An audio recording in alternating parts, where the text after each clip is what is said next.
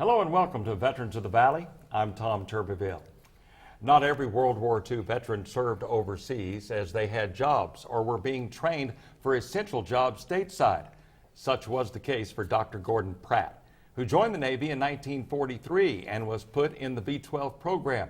It was a college training program that sent future commissioned officers to colleges and universities to complete their training and to help the war effort as a result of their education. Between 1943 and 1946, more than 125,000 men were enrolled in V-12. They included such servicemen as football coach George Allen, Senator Howard Baker, Senator Robert F. Kennedy, Johnny Carson, and Jack Lemmon, and a dental student named Gordon Pratt from Dallas.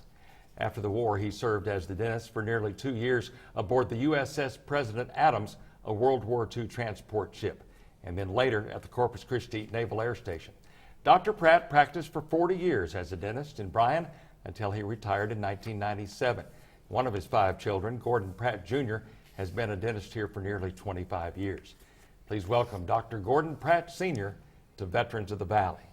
Dr. Pratt, pleasure to know you. You and I got to know each other back in May of 2010 when we went on the Lone Star Honor Flight together in Washington, and we'll talk a little bit about that later. But let's talk about what I referred to about the V-12 program and sort of how you got involved in that. I know that after Woodrow Wilson, you went to Denton, to North Texas, and you were taken out of North Texas, 75 of you, and you were 2 of those 75 that were sent to the Navy in the V-12 program. Talk about that. The 75 of us went over to Louisiana Polytech in Ruston, Louisiana, and there were 600 students there at the V-12 program. 300 of them were Navy, 300 of them were Marines. And the other North Texas student and I that were in the Navy, we got along fine with the Marines because that we knew so many of them. But at Louisiana Tech, we studied for class. We took our classes that got us ready for whatever we were going into. Right. And I stayed there over a year, and then I went to Lake Pontchartrain Naval Hospital, Yes, sir. Which is northwest of New Orleans. And I stayed there for about a month, and then the dental school in Dallas called me to come in, and I went up there and then started school in 1944. Right. You got to go back home to the dental school there. And at the time, the Navy was just pleased as they could be to have you stay there and finish dental school because they needed dentists, right? Right. And there were other students, not only dental students, but they were engineering students and medical students at Louisiana Tech. Right. And Louisiana Tech is a small school, like about the size of North Texas. Right. But the people over there in the Navy treated me very, very well. And I appreciated that, and the way the people in the town took care of us also. They had students that went to college, but they had to move out of the dormitories to let the Navy and Marines come in there and stay as non-commissioned officers. Right, right. When you joined the Navy, though, in 1943, did you know at that time that you would be part of the V-12 program and that you wouldn't be going overseas, or did you know that for sure? No, I didn't know it for sure, but right. I was accepted after I applied for the V-12, and they took I like to think of as the top students, but I'm sure there were some of them. In fact, one of my first roommates had been a Navy SEAL, and he wanted to go back to war. He didn't want to go to college, but he got put in the V-12 program, and he came over. But at the end of the first semester, he went back into the Navy as a SEAL. Right. One thing you told me is when you were in Dallas at the dental school there, you recall when the war ended in 1945, and you remember. We always hear and see pictures of celebrations in Paris and New York City and Times Square. You were in Dallas when the war ended. I was in Dallas. And the celebration was pretty big there, you couldn't hardly get 2 blocks without about an hour working your way shoulder to shoulder. Right. Through the crowd was there, and then of course when they finally announced that Japan had surrendered, well, golly, everybody was hugging everybody else. This was all happening in downtown In Dallas? downtown is that right? Dallas. We went down there because we knew the war was ending, and wanted just to be with the crowd. You knew there was going to be a celebration, right? Yeah, and it was. Right. Who would be your future wife, Margaret, had been in nursing school in Dallas, and you and Margaret were married the day after you graduated from dental school in Right. 1949, right? Right, and she had two brothers that were dentists in Oklahoma. Yeah. And I've got a big background. My grandfather was a dentist, and I have an older brother that practiced in the little town down, the spinach capital down in the valley, and then Right. moved to San Antonio and practiced there for many years. You got the dental profession is all through your family. As we mentioned, you have a son who's a dentist. I believe you have a daughter who's a dental hygienist. And a granddaughter that's a dental hygienist, My goodness. and a grandson that's a dentist and an MD. That's right. That's right. You did finish dental school, and then right after you got married, Margaret was about 6 weeks behind you graduating from nursing school, but you had to get on to Norfolk, Virginia for your next tour of duty. Talk Right. about that tour and then Margaret following you. Well, I was sent to the Norfolk Dental Clinic, which was a part of the Norfolk Dental community. We had a big base at Norfolk, and I stayed there for a while. And we practiced. There were 3 of us in my class, dental class, that went to that particular base. And we were on the reserves. We went in about 4 months before they upped the wages for people who came in the service and became officers after September of that year. Right. And we, of course, our congressman said that wasn't the intent of the law to eliminate us, but they didn't do anything to help us. Right. I believe your oldest daughter, Donna, was born when you all were in Norfolk. Is that right? Right. She Right. was my first child, and Right. she's born at the hospital, not at the Naval Hospital, but at the regular hospital in Norfolk. Right. And she's here in Bryan teaching at Sam Rayburn Right. School. In Norfolk, a little more than a year you were there, and you had a captain at the time that tried to get you to join the regular Navy, but you didn't go that route, and you were assigned the USS President Adams. So talk a little bit about that early time of your service. Well, when in Norfolk, we had a big dental clinic that a bunch of us were just out of school, and then we had 2 or 3 officers that were higher up in the classifications. And it was a good tour of duty. We got to practice in dentistry, and it was really an enjoyable time until Captain Harris, who later became admiral and became head of the dental department all over the United States, until he called the 3 of us in individually and tried to talk us into going into regular Navy. And none of the 3 of us wanted to. One of the 3 was from New Iberia, Louisiana. Right. And anyway, we had a good group there, and all of us were pretty friendly. Right. There was a lot of competition between the Marines and the Navy, but they didn't actually get into any real brawls, as you'd call them now. Assigned to the USS President Adams in the war, it had been a transport ship. Right. And talk a little bit about the ship itself, the President Adams. It was not a very large vessel at all. It was pretty cramped, and sort of what your all's duty was when you were aboard that in 1949 in the early 50s. Well, my duty was as a dentist. Right. I was to take care of the passengers that we took. We were dependent transport at that time, and also a supply ship for the bases, like Guantanamo Bay, and we would leave Norfolk and go up to New York and pick up supplies and people, come back down to Guantanamo Bay, and we had people there that were in the Navy and had dependents that came down to stay with them. And then we went on down to Trinidad, which is off of the coast of Venezuela. Mm-hmm. And then we went over to Panama, Coca-Cola, and we had very limited duty there. Right. Coca-Cola was, at that time, was a hot spot for the people who didn't like servicemen.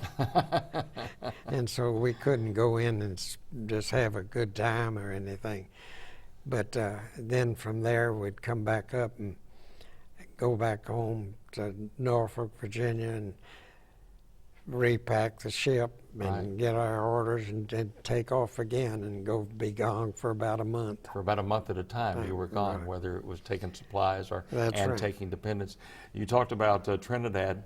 When you were floating the Caribbean, you talked about Trinidad being a very cosmopolitan city. Very, very much so. I'd been to New York before and several times, and it was a cosmopolitan city, but Trinidad, the Port of Spain in Trinidad, you had one place you could go. Right next door would be a Chinese place, a Japanese place, all sorts of countries down the road. And they just treated everybody just like they were friends. Mm-hmm.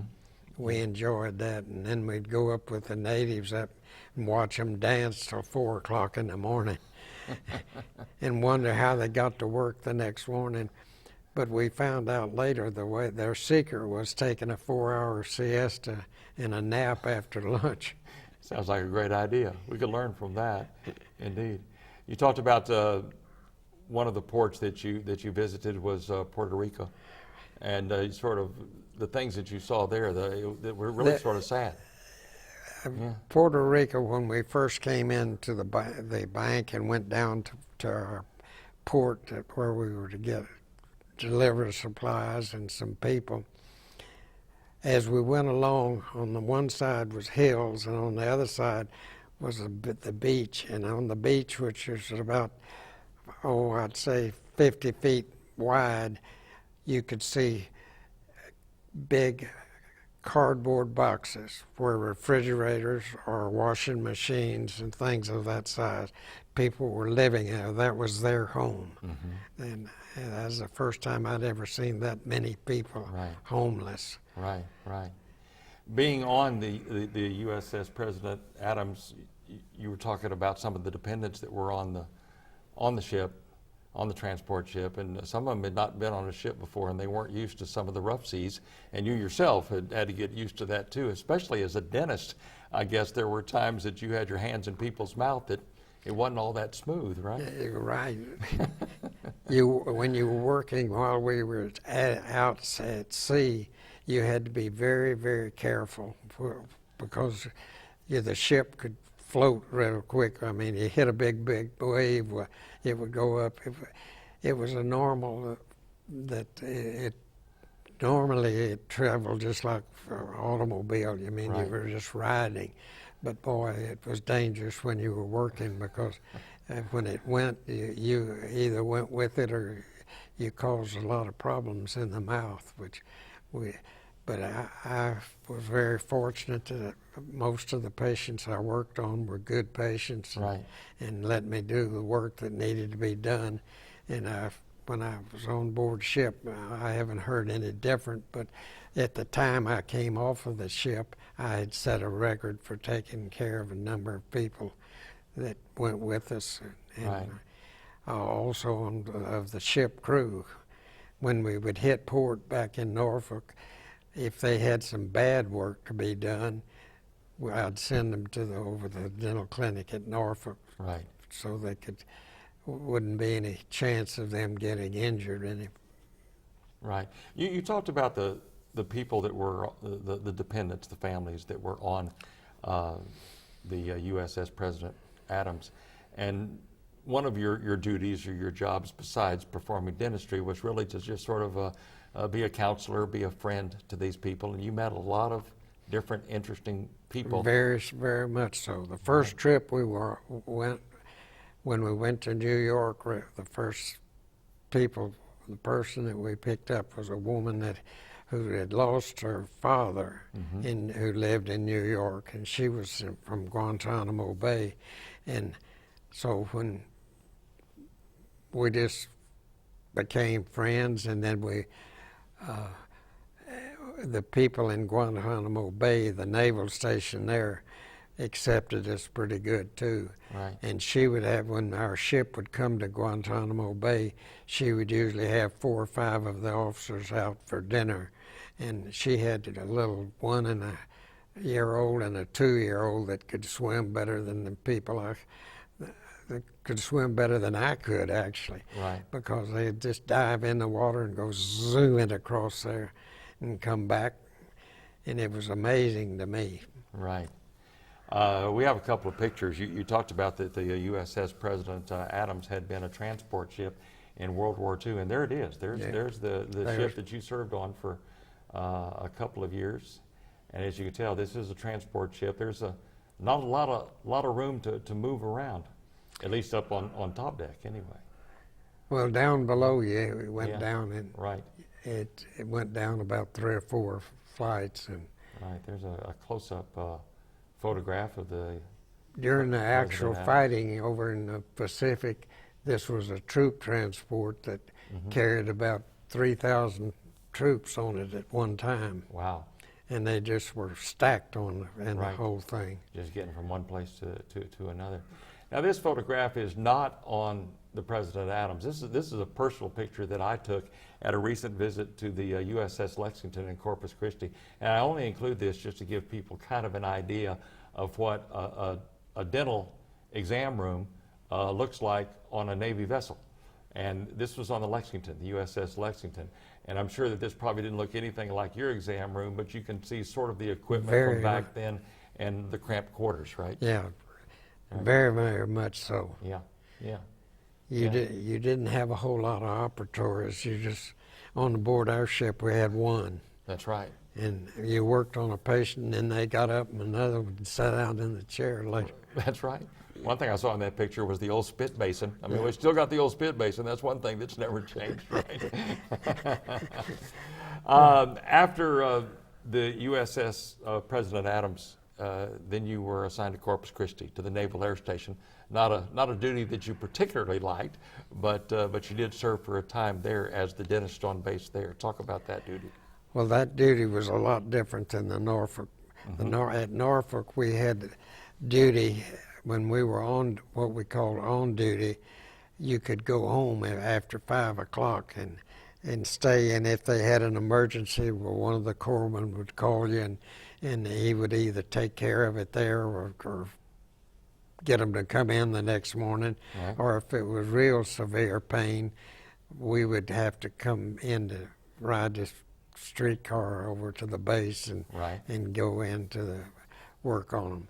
In Corpus Christi, though, the captain of the dental clinic there wanted everybody to be regular Navy, wear uniforms, and on stand examinations for it and everything. And it was, if you had the duty, you stayed on base. And my wife was pregnant with Gordon Jr. and we were living with a classmate of mine that had been in the Navy and was still stationed down there, and he was getting out, and they got out and left us an apartment for about 3 months, and then I got out and went to San Marcos to live. Right. You were on base for about 3 months, like you said, in the early 50s. You stayed in the reserves, though, and you eventually actually retired, I guess, from the reserves in 1963. So 20 years in all serving in the Navy. But let's move on past that, because like you said, you moved to San Marcos, where your parents had moved from Laredo when you were in dental school. Is that right? Right. And that's where Gordon Jr. was born. Yeah. Right. But you decided that to move. Your first choice was to go back to Dallas, but that was just too expensive. So tell us where you ended up. I ended up in the big town of Mejia, which at that particular time, when I moved there, had the population sign on, where the state puts how many in there. of about 7,300. Right. And the last time I went through there 2 years ago, they still had the same sign up, 7,000. I have found out, though, that in the 1920s, when the oil fields were really hitting Texas, they had over 27,000 people there in and around Mahia. Right. But they didn't stay long. As soon as the oil shut down, well, they left it. Right. We had lots of good friends there, and then I had met Dr. Ritchie, and when I got out of the service, he had asked me to come by and see him. He was thinking about taking in somebody, and it ended up when I got up here that he told me, well, he was taking in his cousin, Tom King, and Tom was wanting to go to dental school and get his graduate degree in orthodontics. And he wanted to just turn his office over to all his patients to me. So in 1957, we ended up moving down here, and I took over Tom King's practice. Right. And Dr. Ritchie and I had 4 operatories that we shared. And then he hired a dental hygienist and gave her one of them. And we were just bumping shoulders all the time to use a 3rd operatories for emergencies and examinations and things. Right. And so one day I went into him and I said, you know, we're kind of crowded here. And he said, Dr. Ritchie, who was a great guy, he was really well. Dr. Howard Ritchie. Yeah, Right? yeah. He said, well, Gordon, he said, we're to the point where we're either going to have to build on to the building here, or if you do what you want to do. And so I said, well, I believe I'm going to move. So I called Bill Fitch, who had gone to school with my older brother, and he graduated from Woodrow also in Dallas. Right. And he was down here building apartments and selling land, and he sold me the lot on the other end of this Mary Lake. And Mr. Fitch owned a lot of land in our town, and he had a lot for you right over on Mary Lake. Yeah, and so I on the corner of Mary Lake and Hollick Lake, and so I bought the lake. Bought the area there and built my building and a parking lot behind the building for staff, and a little parking area out in front. And across the street from me lived the state representative Brown. And we got tickled at him. I'd go home and laugh about it. It wasn't really funny, and yet it was. He'd come over every time. They'd put a big pile of used logs that they didn't use, all of them, you know. They'd put them out in the back, and he'd come over the next day. When are you going to move these off? So finally I said, look, I said, as soon as we get this building completed, I'll get the grounds here looking good, which I did. But you moved into the home that you're still living in Bryan, in 1959. And, yeah, and you and Margaret raised your family there, 3 girls and 2 boys. We mentioned Donna and Gordon, also Betty Ann, who's a hygienist, and Paul and Shay. Those are your children. You lost Margaret in 2007, I know. We moved into our new church up on Cambridge Road, at Cambridge Drive, on her birthday in 2007. And that was a Sunday. And when we moved in, of course, everybody could barely get in because of the new church. Right. And she leaned over to me and says, well, our preacher will be moving on pretty soon. And sure enough, at the end of the week, Tim said he wanted to go back to the original church up above Wichita Falls. Right. And she laughed about it, and I said, how did you know he was going to move? She said, well, every time we added on or built anything in our church, says the preacher always moved pretty soon. And that's a mighty big church, so Yeah. indeed. We've just got a couple of minutes left, and I promised that we would talk about the trip that I got to take with you and about 100 other veterans back in May of 2010, the Lone Star Honor Flight. It was a great 24-hour adventure where we went from here to Washington, D.C. and back, and we got to see a lot of wonderful things. Talk about your memories of that trip. Well, it was a trip that really surprised me. I was been to Washington several times, but I never had been out in the Memorial Park or Arlington Cemetery. It was very, very enjoyable, very surprising, though, how many people would come up. I was being pushed in a wheelchair by Dr. Hall, who was my guardian, and he said, "You're not going to walk except where you just have to, which to get on the planes, you have to take your shoes off." Right. And I don't know why they don't take your pants off, too, after the guy tried to blow up a bomb. But anyway, he pushed me all around there, and we had a wonderful time. It really was a memorable 24 hours. It really was. We left here at 3:30 one morning and got back at 3:30 the next morning. That's right. And I tell you what, we hardly had time to snooze even on us. But it was a very, very wonderful thing, and I can't say enough about the people that Continental Airlines that flew us up there. They gave us a breakfast and a supper. And a steak dinner. And a steak dinner. We're out of time, but it was a great time, and it was great to be on that trip with you and the rest of them. Thank you for having me on your program. Thank you, Dr. Pratt. Okay. During his time on board the USS President Adams, Gordon Pratt best recalls the people he met, like he said.